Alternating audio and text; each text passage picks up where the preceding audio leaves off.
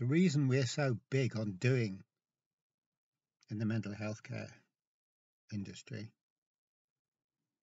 is because we don't understand the difference between the artificial and the natural.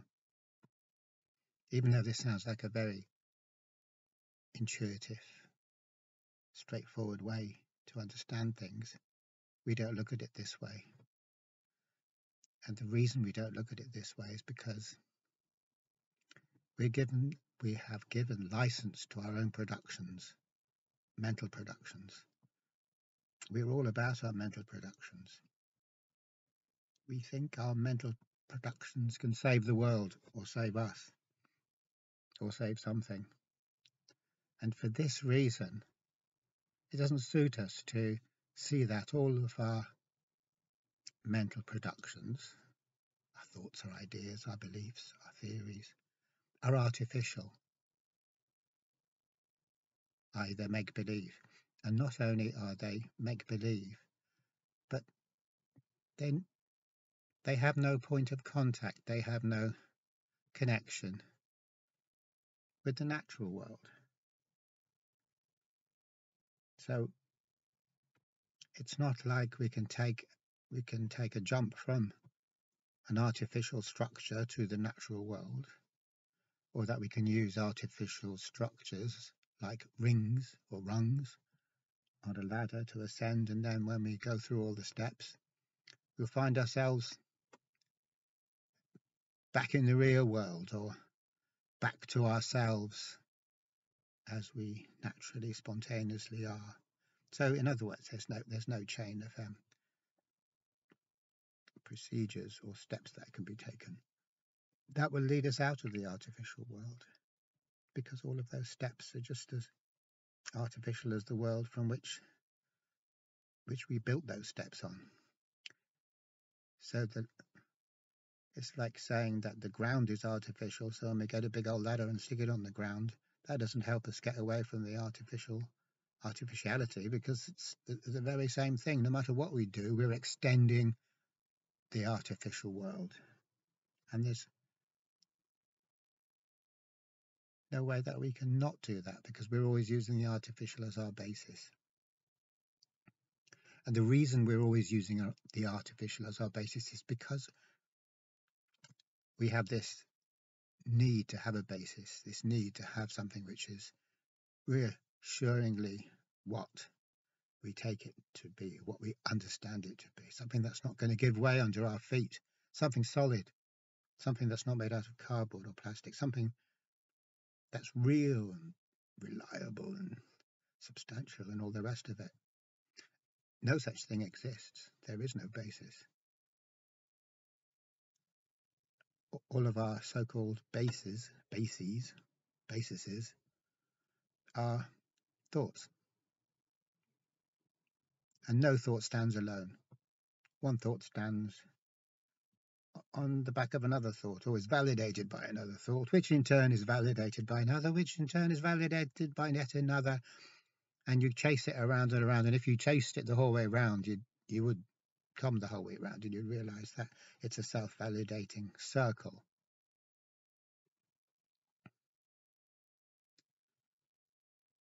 Which means that this apparent solidity of the argument, because each one of those little thoughts can say, hey, I've been proved by the preceding thought. Each thought can say that, but because each thought says that, none of it means a damn, because it's just an example of self-reference. And self-reference, as we know very well, we know very well if we've been studying Bertrand Russell or logical philosophy. It's a meaningless thing. Self-reference isn't real. It doesn't yield anything real. Whatever it yields is self-contradictory, which is what Russell showed. So, because we need that basis, but we don't really need it, but we we're too afraid to try to make do without it. So for that reason, we are psychologically balanced in a huge way, not to go sniffing around looking at the artificial to see if it is artificial, because we're on the top of a very tall tower, like the Leaning Tower of Pisa. And if we start examining it, we realize that none of the floors are solid. Each one is riddled with woodworm, or whatever type of worm, riddled with something. And we don't want to find that out because we'll come crashing down. So that's why not questioning has become such a fundamental thing for us. Obviously, we ask questions all the time, but we don't ask the questions that count. We don't ask important questions. We don't question our sacred basis any more than a good Christian is going to question the sacred dogma. You get a slap for that. It's not seen in a good way within religious circles to be questioning religious dogmas and trying to pull them apart. And we can't just point the finger at religious people and say, look at you, we're all doing it. Maybe we don't use religion anymore. It's not as popular as it once was. We use something else instead. We use our mistaken conception of what science means to try and generate solidity and a kind of nice fact-based existence on the back of science, which is what your man calls degenerate scientism. Your man who wrote Small is Good, Schumacher. Degenerate scientism provides so much solidity and safety, it's just great. But degenerate scientism, i.e. the creation of facts that we never have to question again because they're facts, because they're evidence-based, don't need to question because they're evidence-based. Look, this is obviously using science in a way that science is not meant to be used. Science isn't meant to be used to provide security for us and to prevent questioning. We've had thousands of years of the inhibition of questioning by religious doctrines. And so degenerate scientism just carries on, takes up where they left over, and effectively allows us to be in a state of sleep.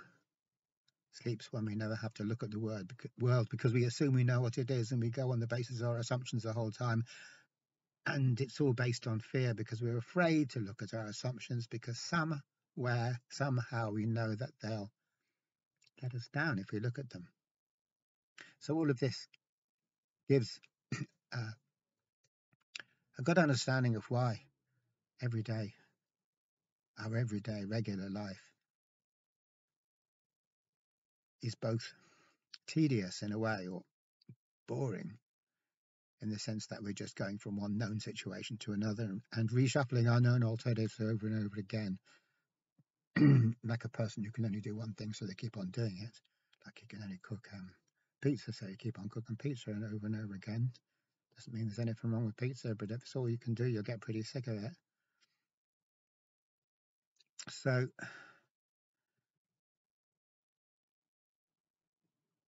there is this side to routine existence, everyday existence, that it's kind of tedious, but we're hoping to get somewhere good, so we'll put up with it. And the other side of it is that it's fragile, because it's all based on this house of cards principle of never looking at what you've just assumed.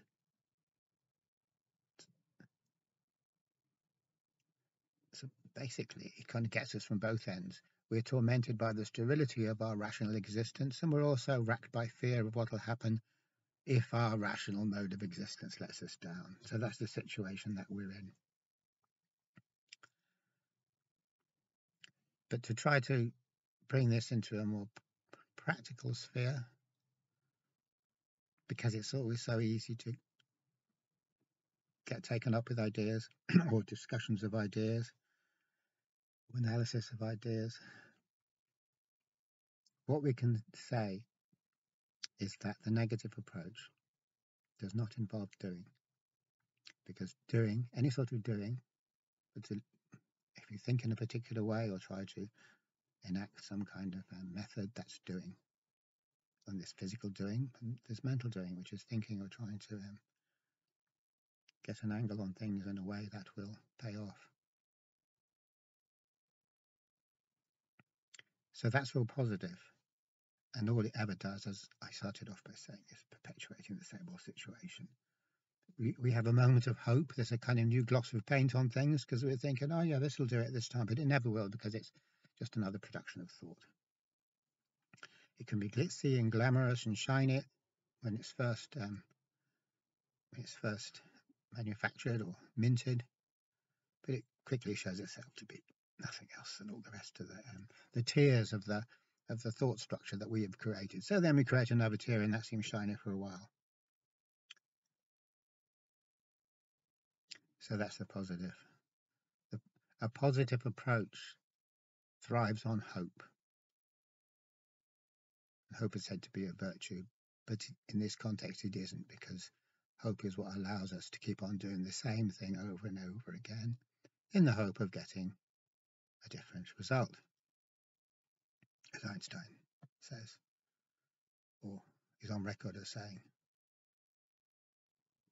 So then the negative approach obviously has nothing to do with doing, but what it does have to do is the act of turning around, not deliberately, because you can't deliberately turn around in the psychological sphere of things, because that comes out of thought. Anything deliberate comes out of thought. Anything that comes out of thought is a kind of fake, really. We're just thinking about it, but we're not it. It's not it, it's about it. So what it is a turning around and looking at what we have assumed, just looking at it. All we need to do, and I don't mean looking in the sense of looking for something in particular or not an analytic type looking where we have something in mind, because if we do have something in mind, we'll never see anything, because as long as we've got an agenda, we can't see. So it's looking without an agenda, just looking at what's there and getting better at looking, getting calmer at looking, less excited. The one thing that stands in the way of seeing, and I think I'll say seeing rather than looking, because looking does carry the implication that I'm looking for something. So what stands in the way of seeing is that we're too excited. We're either excited because of the good outcome that we think we're going to get, which brings us out in a sweat and distorts our perception of reality, or we're excited because a bad thing is going to happen, in which case we could still be sweating, but it's a cold sweat this time. So that, as long as there is this excitement, and the thing is we can afford to dispense with the excitement, and in time we find that we get less excited because we've seen it so many times and it never is what we think it is. So in time there is a tendency, as we get older and wiser, not to get so bloody excited by every damn thing. And I'm not particularly talking about stuff on the outside world, but on the inside world. So if we're observing ourselves, we need to be able to observe it without getting excited. And as time goes on, we will get better and better at this. So as a result of practicing seeing without doing and taking a bit of an interest in what's going on with us,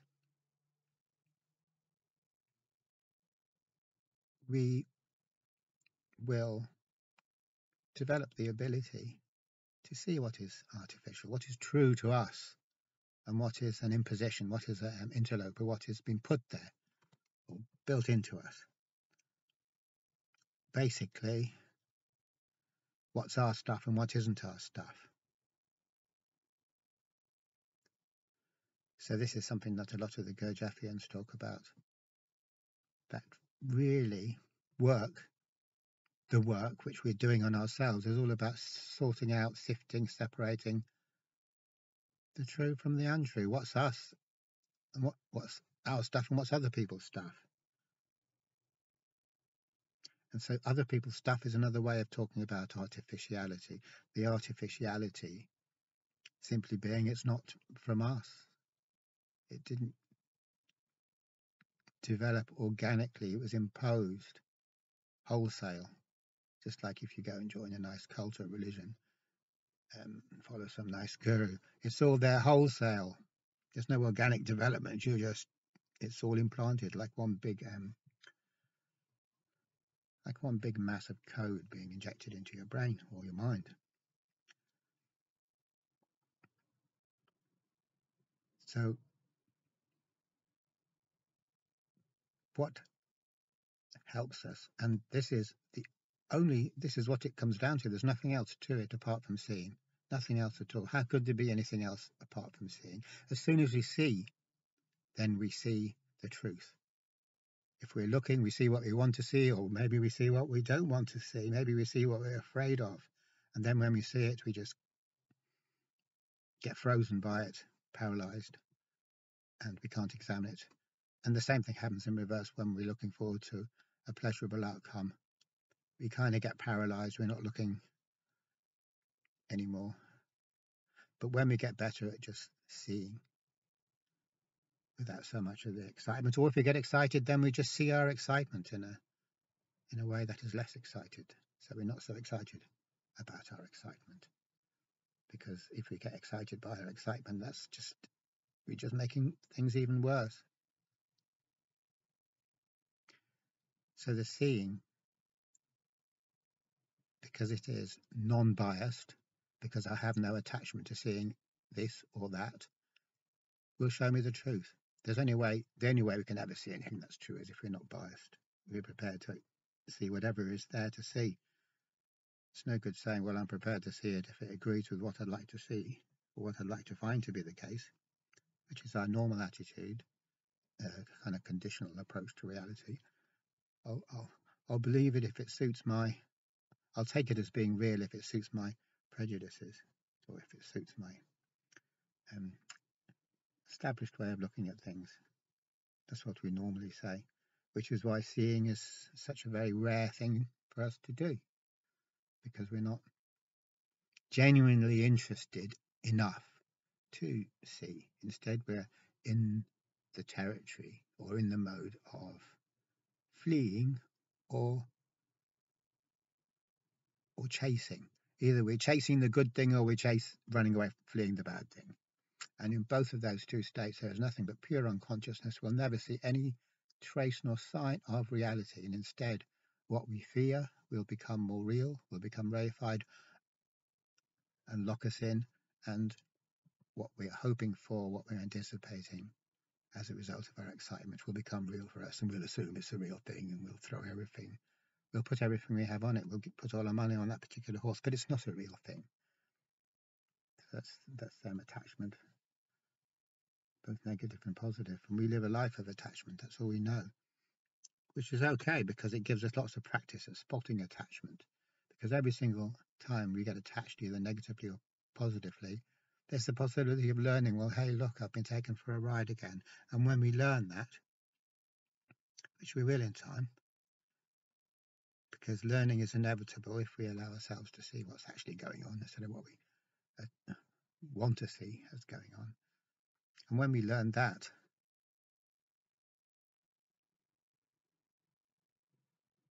then very, very naturally we stop being pulled into the game so much. We're not so naive. We're not greenhorns. We've been around the block a few times. We're not going to be getting suckered so easily by our own thought process. We'll be less excitable, less reactive. And the less excitable, the less reactive we are, the more we will see. The clearer our seeing will become. And this seeing inevitably results in a separation from what is natural, from what is natural And what is artificial? The artificial is not pleasing to look at. It gives no sustenance or nourishment. It's tacky, it's cheap, it's a facade, it's a false front, it's a fake. That's why when we see artificial for what it is, we let go of it because we know there's nothing in it.